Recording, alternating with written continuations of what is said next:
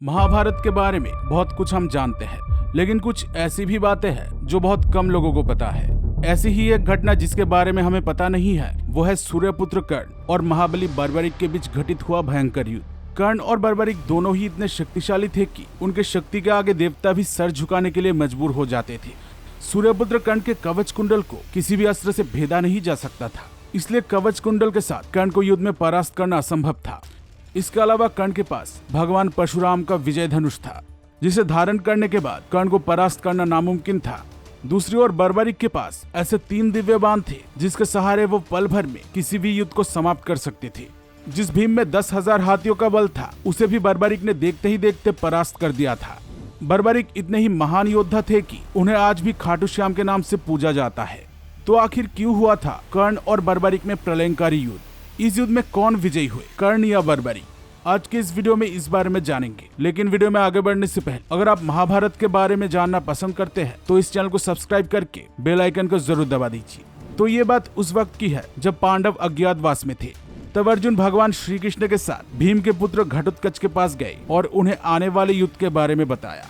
जब घटोत्कच को वो युद्ध की सूचना देने जा रहे थे, तब उनके पीछे कौरवों की गुप्तचर लगा हुआ था। उस गुप्तचर ने कौरवों के पास जाकर उन्हें बता दिया कि अज्ञातवास के दौरान पांडव कहाँ छुपे हैं। जब दुर्योधन को पता चला कि पांडव घटोत्कच के गुफा में है, तब वो पांडवों के अज्ञातवास को भंग करने के लिए उस गुफा की ओर चलता है।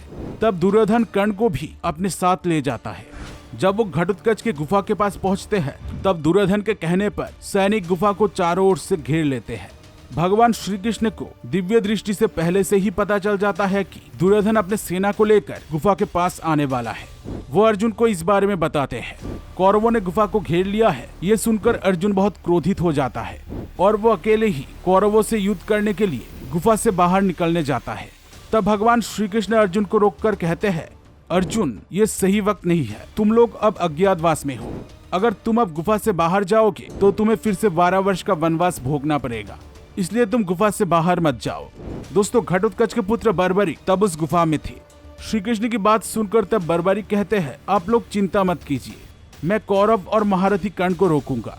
अगर वो शांति से मान जाए तो अच्छा है, नहीं तो मैं युद्ध के लिए भी प्रस्तुत हूँ। ये बात सुनकर भगवान श्री कृष्ण बर्बरिक से कहते हैं, बर्बरिक, क्या तुम्हें कर्ण के शक्तियों के बारे में पता है?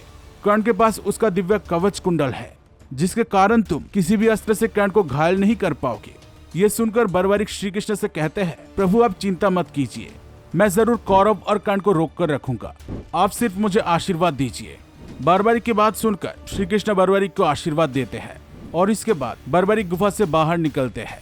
दुर्योधन को देखकर बर्बरिक उससे वहां आने का कारण पूछते हैं। तब दुर्योधन कहता है, हमें इस गुफा के अंदर जाना है, हम यहाँ किसी को ढूंढ रहे हैं।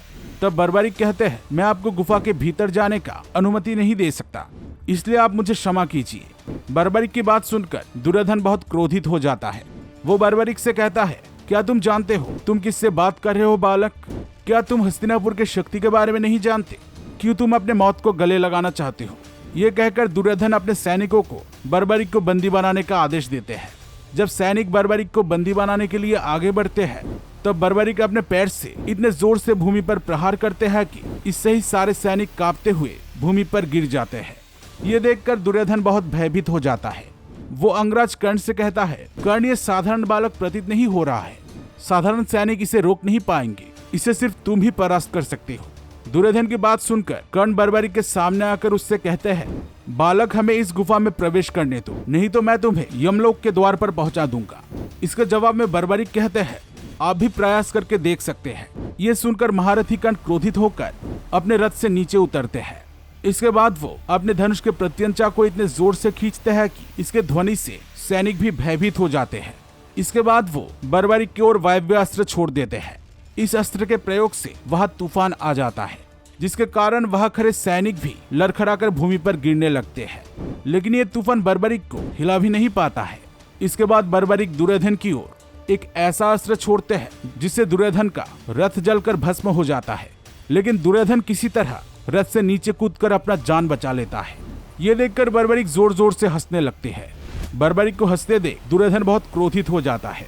वो कर्ण से कहता है, मित्र, देखो ये बालक कैसे हमारा अपमान कर रहा है, इस मायावी बालक को तुम मौत के घाट उतार। तब कर्ण बर्बरिक की ओर सैकड़ों तेज बाण छोड़ते हैं।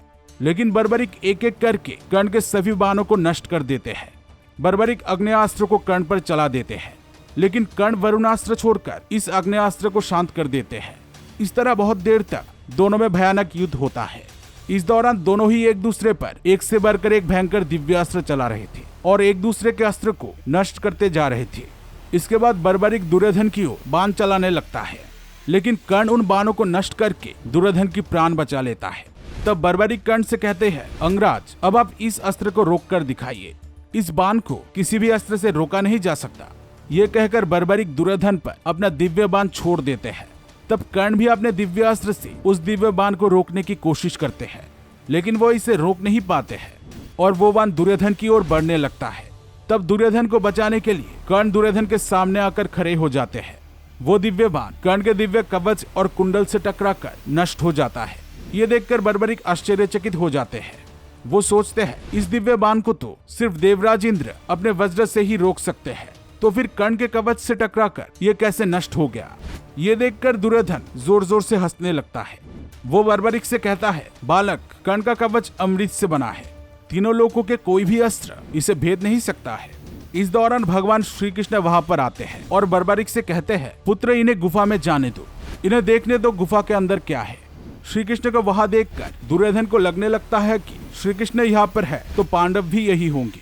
ये सोचकर वो गुफा के भीतर जाते हैं, लेकिन वहां उसे अर्जुन नहीं मिलता है, क्योंकि गुफा से बाहर निकलने से पहले भगवान श्री कृष्ण ने अपने माया से अर्जुन को अदृश्य कर दिया था। तो दोस्तों, इस तरह कर्ण और बर्बरिक में घमासान युद्ध हुआ था। इस युद्ध में बर्बरिक ने कर्ण पर अपना 3 अमोघ बाण नहीं चलाया था। अगर बर्बरिक कर्ण के कवच पर अपना 3 अमोघ बाण चला देते तो क्या वो बाण कर्ण के कवच को भेद पाते? कमेंट करके जरूर बताना। वीडियो पसंद आई हो तो इसे जरूर एक लाइक कर देना।